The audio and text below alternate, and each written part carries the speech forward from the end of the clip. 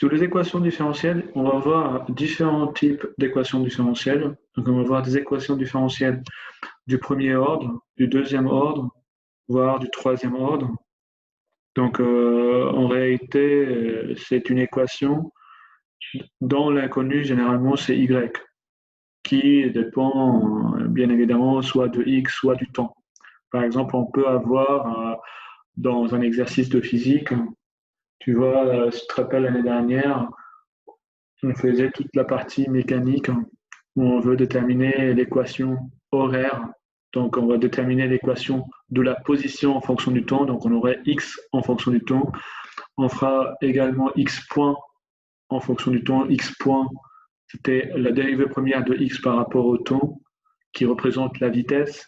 Et on avait x secondes qui représente donc la dérivée seconde de la position, ce qui représente l'accélération ou bien la dérivée première de la vitesse. Donc, ces équations, donc ces inconnus-là qui sont y en mode mathématique ou x peut-être en mode physique, on va chercher à déterminer leur valeur en résolvant l'équation différentielle. Donc, il y a certaines dérivées de la fonction, donc y', y seconde, y tout d'ordre 3. Parfois, on va essayer de chercher une solution générale, donc de l'équation générale, puis après, on va chercher une solution particulière qui vient s'additionner à cela. Donc là, par exemple, on a par exemple plusieurs équations différentielles. Donc là, par exemple y' ici, c'est une équation différentielle du premier ordre et qui dépend par exemple d'une fonction. Donc là, on trouve au moins une fonction dans l'équation différentielle. Donc, par exemple, ce type-là d'équation différentielle, si on cherche à déterminer y, il suffit de faire intégrale de deux côtés. Donc, intégrale de y' va me donner y, et de l'autre côté, j'aurai intégrale de sinus x qui me donne moins cosinus x plus une constante. On est bien d'accord. Donc là, c'est assez simple pour pouvoir résoudre d'une façon simplifiée une équation différentielle qui a là-dedans que y', il n'y a pas y. Pareil, par exemple, pour le deuxième exemple, là, on a y' est égal à 1 plus exponentielle. Il suffit juste de faire intégrale de deux côtés. Donc, intégrale de y' va me permettre de remonter à y de x. Et de ce côté-là, si je fais la primitive de 1 plus exponentielle de x, j'aurai primitive de 1, c'est x, primitive de exponentielle de x, c'est exponentielle de x, et on n'oublie pas à la fin d'ajouter la constante.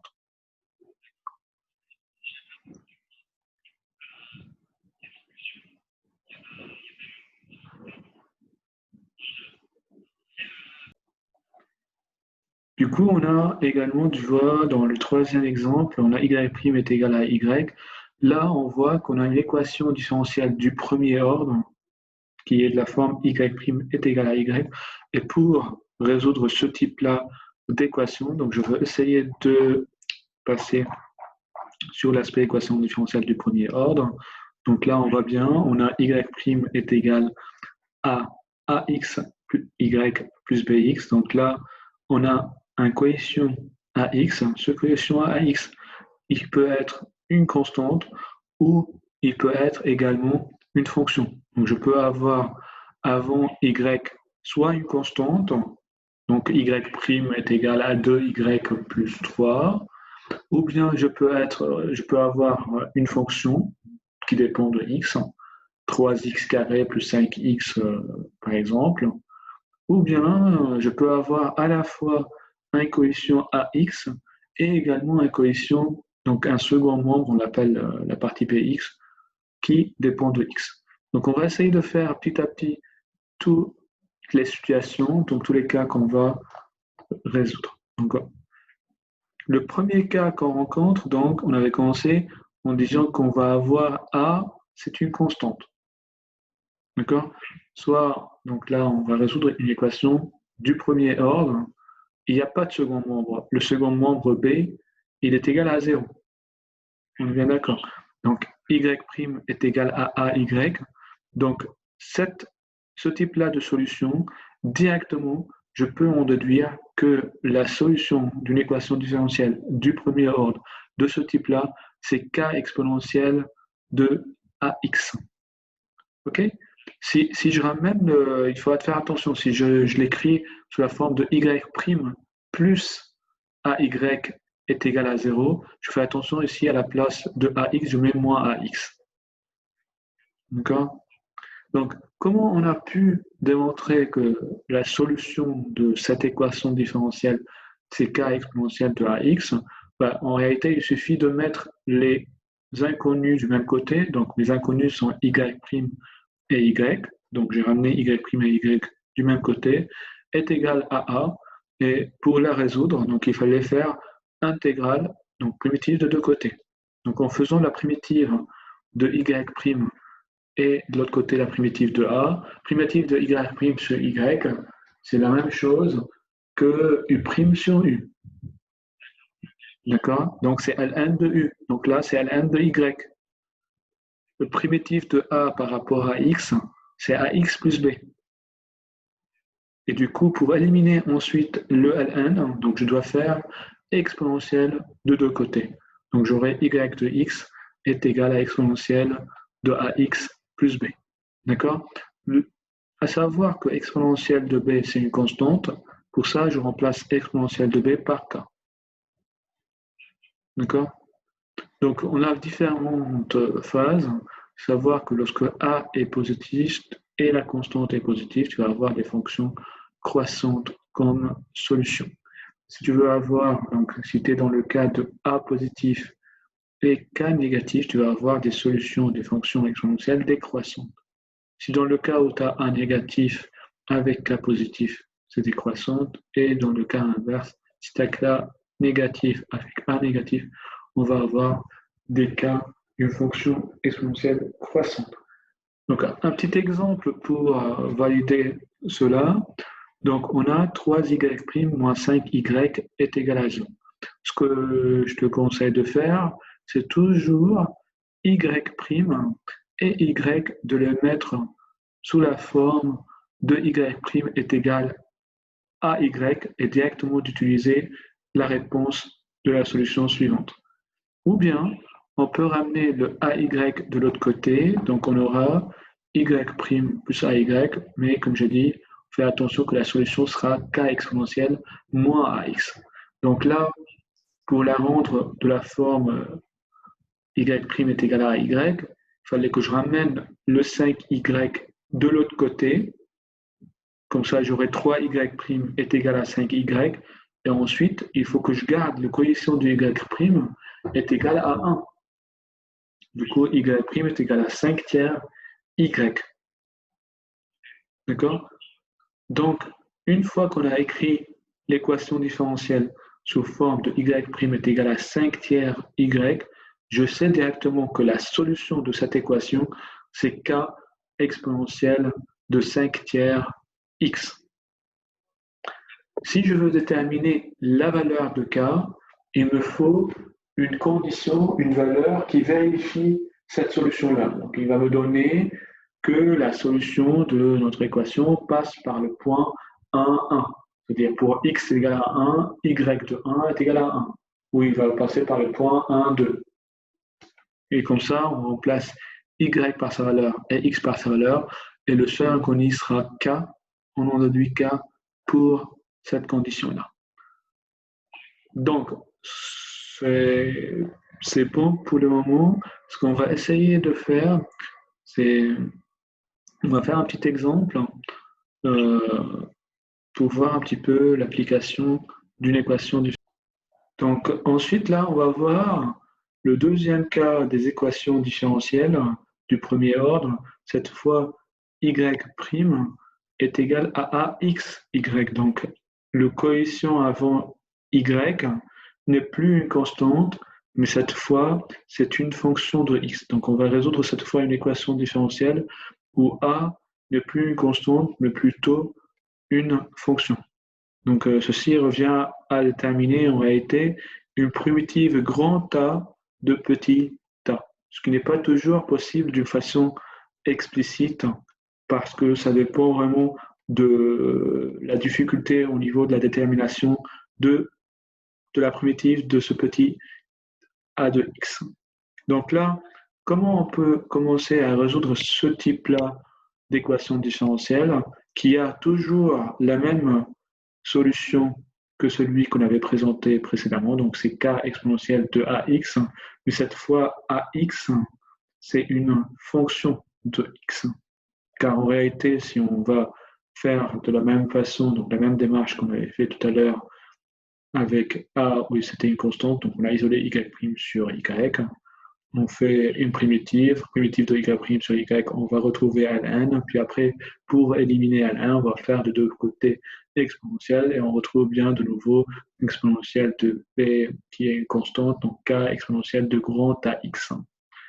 Donc là, ce qu'on va essayer de faire, c'est pour pouvoir résoudre ce type-là de problème, on va essayer, il y a deux façons pour le faire, soit directement on parte sur l'aspect faire la primitive comme on avait fait ici, ou bien directement on fait la primitive de ax, donc afin d'éviter de faire une division par quelque chose qui pourrait être en réalité nul.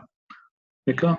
Donc, ce qu'on va essayer de faire comme petit problème, c'est résoudre l'équation x carré y' est égal à y. Donc là, on voit bien, c'est de la forme y', donc là, est égal à axy, car si je ramène le x carré de l'autre côté, j'aurai y' est égal à 1 sur x carré y. Donc 1 sur x carré, c'est ma partie ax que je cherche, sa primitive. Donc, lorsqu'on veut faire la primitive de y' est égale à 1 sur x carré y, la primitive de 1 sur x carré, primitive de 1 sur x carré, je me pose la question, la dérivée de qui me donne 1 sur x carré, donc c'est moins 1 sur x, car la dérivée de 1 sur x, c'est moins 1 sur x carré. D'accord? Donc j'ai mon grand A de x, c'est moins 1 sur x, donc il suffit juste de remplacer moins 1 sur x dans mon équation qui est de la forme k exponentielle de ax, donc ça revient à k exponentielle de moins 1 sur x. Pour déterminer k, il me faut une condition initiale. Donc voilà. Donc là, on repart pour voir le troisième cas dans une équation différentielle du premier ordre. C'est le cas où on a à la fois a, donc le coefficient de y est une fonction, et également on va avoir un second membre. Tout à l'heure, on était toujours dans le cas où on n'a pas le second membre est nul. Donc là, on a une équation différentielle linéaire d'ordre 1 qui a comme A une fonction et qui possède également un second membre. D'accord? Donc là, le second membre, il peut être une fonction, il peut être une constante, donc ça va être la même démarche à suivre. Donc, ce qu'il faut faire en premier, c'est déterminer ce qu'on appelle l'équation homogène associée à cette équation. Donc, l'équation homogène qui sera associée à cette équation, c'est une équation qui ne prend pas en compte du second membre. Donc, je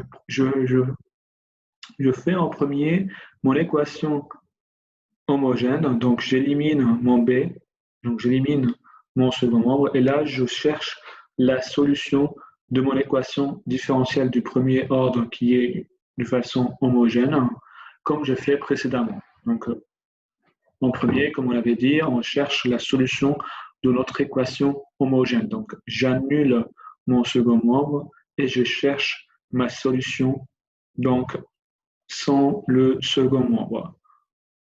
OK? Donc là, il suffit, donc on va essayer de faire le principe de superposition de deux solutions. Donc une solution particulière avec une solution générale.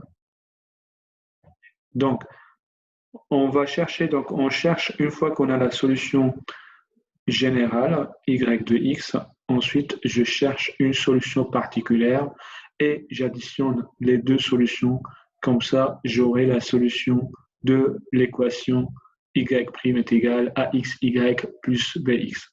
Donc, si je veux résumer un petit peu, donc ce qu'on fait pour résoudre ce type-là d'équation, donc on se limite à chercher une solution particulière et également additionner la solution qu'on a obtenue donc la solution générale qu'on a obtenue en résolvant l'équation homogène associée à cette équation. Donc si on prend un exemple, par exemple, on a l'équation différentielle y' est égal à 2xy plus 4x. Donc 2xy, c'est mon ax, et 4x, c'est mon second membre. La solution particulière ici, c'est moins 2.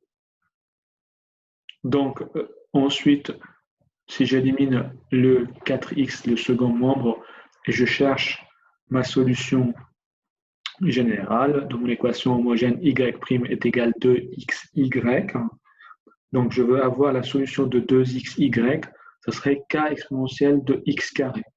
Donc j'additionne k exponentielle de x carré avec ma solution particulière et j'aurai l'équation ou la solution générale de E. Deuxième méthode.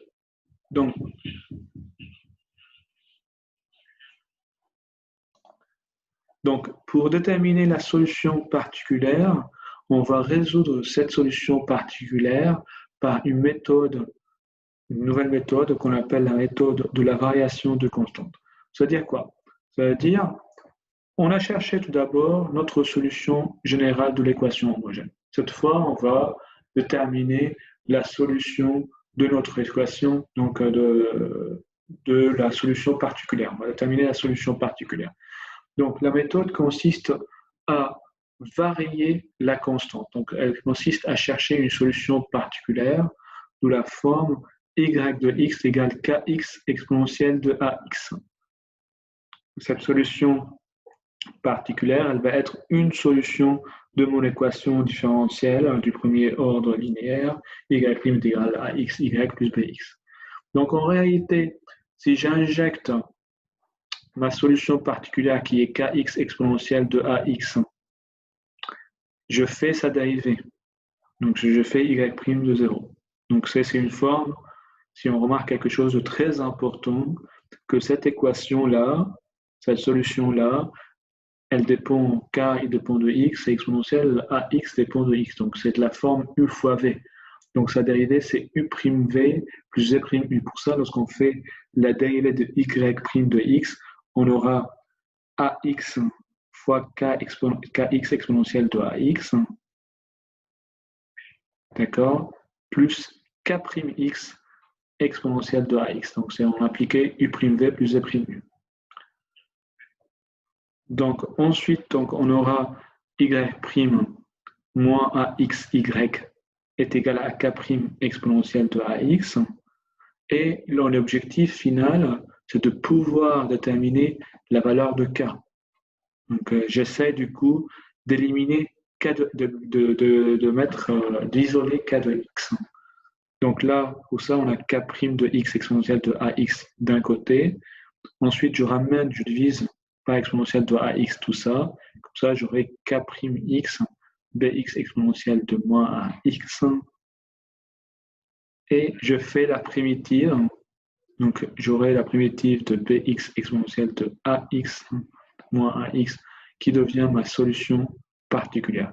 Et du coup, la solution générale, elle sera à la fois mon y0 de x plus k exponentielle de ax. Donc, en réalité, elle va englober à la fois la somme de ma solution de l'équation homogène plus la partie de la solution particulière.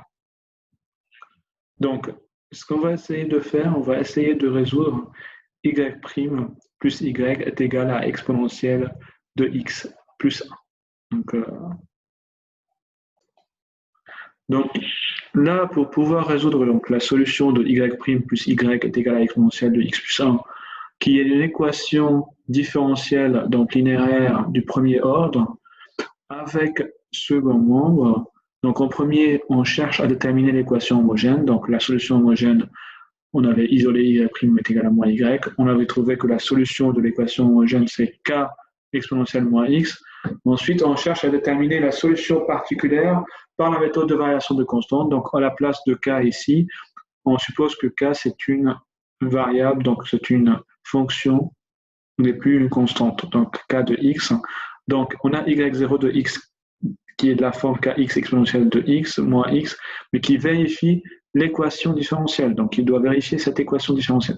Donc en réalité, si je fais sa dérivée première et je remplace sa dérivée première dans y' et je remplace la valeur de cette solution dans y, j'en déduis donc dans y', donc j'en déduis à la fin la valeur de k. Donc j'ai remplacé, j'ai fait la dérivée.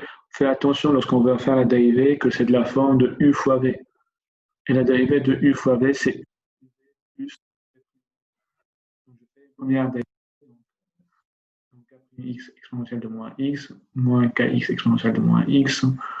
Puis je remplace y qui est kx exponentielle de moins x. J'isole k' et je fais son intégrale et j'en déduis la valeur de k. Une fois que j'ai la valeur de k, je la remplace par sa valeur ici. Et j'aurai du coup la solution particulière qui est kx exponentielle moins x en remplaçant kx par sa valeur. On n'aura que notre solution particulière, c'est 1,5 exponentielle de x plus 1. Il faut savoir que la solution générale de mon équation différentielle du premier ordre, y' plus y égale à exponentielle de x plus 1, elle s'obtient en additionnant à la fois la solution particulière à la solution de l'équation homogène. Donc la solution de l'équation homogène, c'était k exponentielle de moins x, et notre solution particulière, c'était 1,5 exponentielle de x plus 1. Donc en additionnant la solution particulière avec la solution de l'équation homogène, j'ai ma solution de mon équation différentielle globale. Donc voilà, ça c'est un exemple comment on peut résoudre une équation différentielle du premier ordre avec ses grands membres. Donc ensuite on a un théorème, le théorème de Cauchy-Lipschitz, qui nous permet de résoudre en fait les équations différentielles linéaires du premier ordre. Donc par rapport, donc là on a en première partie on a l'intégrale de notre équation particulière plus y0 exponentielle de ax. Donc c'est une méthode qui permet de résoudre l'exemple précédent, mais par le théorème de Cauchy-Lipschitz. Donc après avoir déterminé du coup les solutions de l'équation puis à l'exemple précédent, donc ça, nous allons déterminer la valeur de k. La valeur de k, par exemple, il va nous dire qu'elle vérifie une des solutions particulières égale à 1 égale à 2 pour en déduire la valeur de petit k qu'on n'a pas pu déterminer tout à l'heure. Comme ça, on a une solution bien particulière. Donc ensuite, nous avons donc les courbes intégrales qui, pour chaque point, on va passer en une seule courbe intégrale, car on a pour chaque solution particulière, donc pour chaque valeur de k, on a un point et pour chaque point, on va pouvoir déterminer une solution qui représente une courbe intégrale qui passe par x0, y0. Ce qu'on va essayer de faire, c'est un petit exemple un petit peu plus compliqué que tout à l'heure. Pourquoi?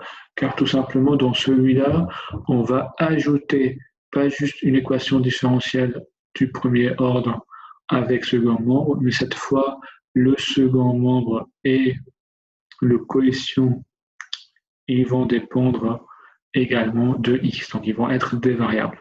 Tout à l'heure, on était dans un exemple soft. Pourquoi? Car on était dans y' plus y, donc le coefficient a de x était égal à 1, était égal à une constante. Alors que dans cet exemple, ce qu'on va essayer de faire, on va avoir le ax, c'est 2 moins 3x carré, et on va également le diviser par x au cube, qui va être donc une fonction compliquée à faire. Donc on va commencer par faire cette partie-là. Donc là, on va essayer de résoudre, comme on l'a dit, une équation cette fois différentielle du premier ordre avec second membre et dont le coefficient c'est une fonction et ce n'est pas une constante. Donc en premier, on avait dit, on va essayer de résoudre l'équation homogène. Donc l'équation homogène consiste à mettre le 2x est égal à 0. Donc on a simplifié cela, donc on va essayer de résoudre la solution de cette équation différentielle, donc de cette équation homogène. On a isolé y' sur y pour trouver x plus 2 sur x1 plus x. Donc cette forme-là, on a dit, c'est un petit peu compliqué à faire sa primitive. Pour ça, on fait la décomposition de cette fraction en des petits éléments simples pour faire apparaître la forme u' sur u qui nous donne la primitive ln de u. Donc on fait a sur x plus b sur 1 plus x, on trouve a égale à 2 et b égale à moins 1. Et on trouve ensuite la primitive de 2 sur x, 2 à ln de x, primitive de 1 sur x plus 1, à ln de x plus 1. Donc la solution de y de x, la solution générale de l'équation homogène, c'est kx carré sur x plus 1. Cette fois, on va déterminer la solution particulière, donc ce qui consiste à remplacer k par kx, par la méthode de variation de constante. Donc on va faire la dérivée de kx, x carré sur x plus 1, et remplacer la dérivée, donc y', et remplacer y dans l'équation différentielle. Donc on a fait la dérivée de kx, x carré sur x plus 1. Donc on retrouve k' x au cube.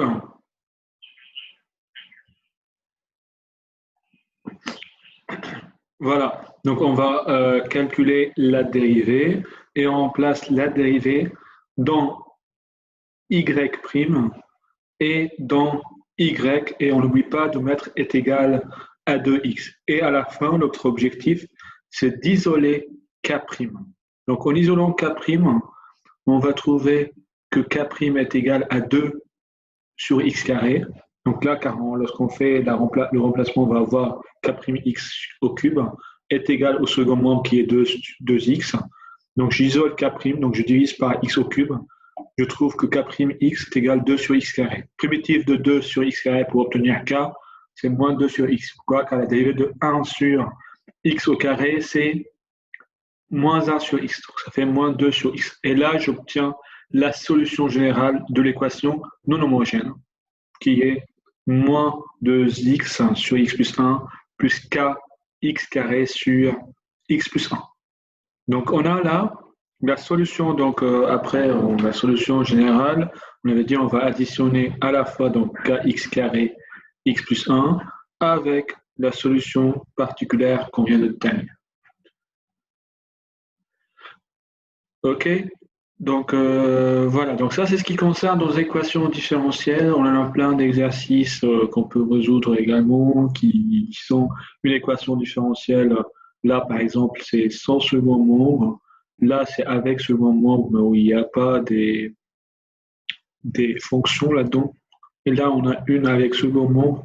Et dans le coefficient, ce sont des fonctions, qui sera le cas le plus compliqué pour lequel il faut travailler avec la méthode de variation de constante. Ensuite, après avoir étudié les équations différentielles du premier ordre, on va faire l'équation différentielle du second ordre en premier avec des coefficients constantes. Donc, première étape, on commence par toujours les coefficients constantes, puis ensuite on passe à l'étape où on va voir les coefficients qui sont des fonctions. Donc là, on a une équation différentielle du second ordre et on remarque ici qu'on a un second membre. D'accord?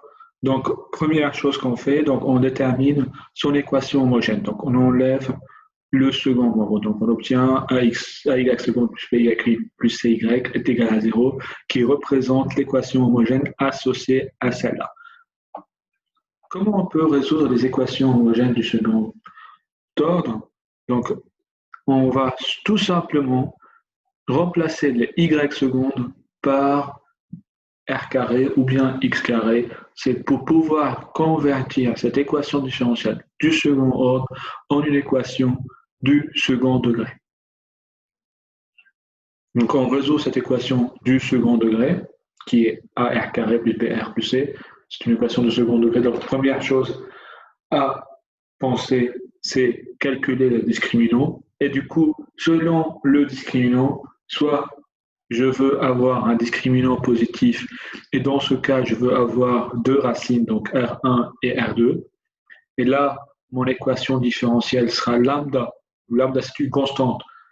On peut l'appeler C1 exponentielle, mon premier racine, donc R1x, plus C2 exponentielle de R2x. Donc là, ma lambda est nue. Lambda et mu, ce sont des constantes qu'on les détermine via les données qu'on a dans l'exercice. Donc, il va nous donner qu'ils passent par le point 1, 2 ou 2, 3. Donc, c'est selon les données qui nous sont données dans l'énoncé. Si delta est égal à 0, la solution sera lambda plus mu x, où lambda et nu, c'est toujours des constantes. X exponentielle R0, R0, c'est la solution qu'on obtient lorsque delta est égal à 0. Comme on connaît que lorsque delta est égal à 0, on va avoir une racine double qui est moins b sur 2a. La troisième situation, c'est lorsqu'on a delta négatif. Et dans ce cas, normalement, dans l'ensemble des nombres réels, nous n'avons pas de racines, mais dans l'ensemble des nombres complexes, nous avons des racines complexes qui sont les conjugués. Donc, premier, c'est alpha plus i bêta. Deuxième, c'est alpha moins i bêta. Et la solution de mon équation différentielle du second ordre sera exponentielle de alpha que j'aurais déterminé ici, lambda cosinus bêta x, bêta c'est l'autre partie de ma racine, mu sinus bêta x.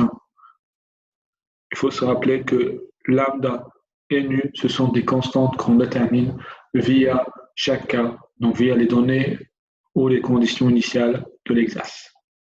Voilà, donc là, on a les différentes étapes pour résoudre une équation différentielle du second ordre sans second membre. Donc, on avait déterminé l'équation homogène en premier et on avait dit qu'on va convertir cette équation différentielle du second ordre en une équation du second degré. Et les racines de cette équation du second degré serviront pour déterminer ma solution de mon équation.